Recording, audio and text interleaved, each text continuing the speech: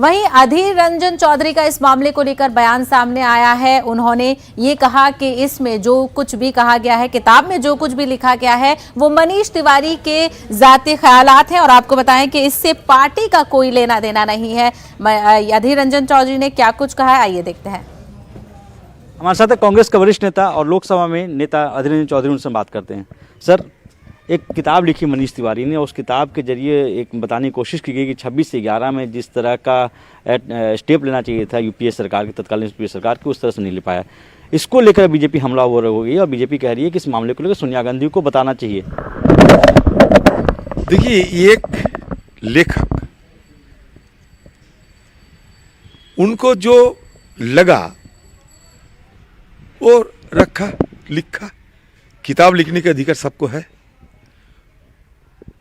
तो इसमें उनका व्यक्तिगत राय जरूर है, इसलिए उन्होंने लिखा।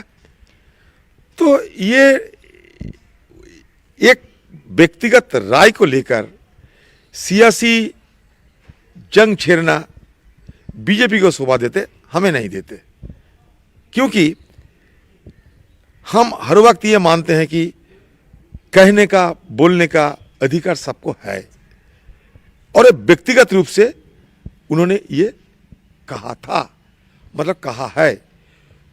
2006 और 26/11 की घटना जो हुई थी, वो हम सब कुछ देखे हैं। हमारे पार्टी की सत्ता पे थे उस समय डॉक्टर मनमोहन सिंह, प्रणब मुखर्जी, इस तरीके की बड़े बड़े नेताओं ने, जो दुनिया में जिन लोगों को माना जाता, एक चुनिंदा राष्ट्रनायक की हैसियत से दुनिया ने जिनको मानते हैं, उन्हीं लोग क्या किया ना किया, सारे कुछ तो बाहर नहीं दिखाते हैं। न्यूज़ 18 से बातचीत करने का शुक्रिया। वीडियो जर्नलिस्ट सोनू के साथ रवि सिसोदिया, न्यूज़ 18 दिल्ली।